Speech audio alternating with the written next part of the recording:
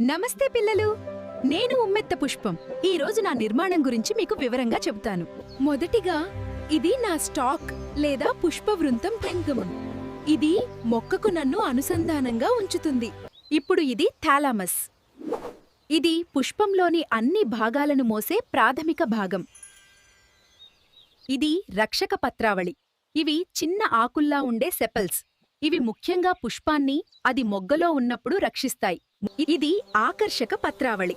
ఇవి రంగురంగుల పెటల్స్.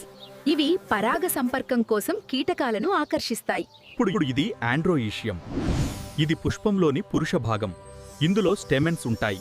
అవి పరాగ రేణువులను ఉత్పత్తి చేస్తాయి. చివరిగా ఇది గైనోఈషియం. ఇది పుష్పంలోని స్త్రీ భాగం. ఇందులో ఓవరీ, స్టైల్, స్టిగ్మా ఉంటాయి. ఇలా నా నిర్మాణం మొత్తం పూర్తవుతుంది. ధన్యవాదాలు పిల్లలు.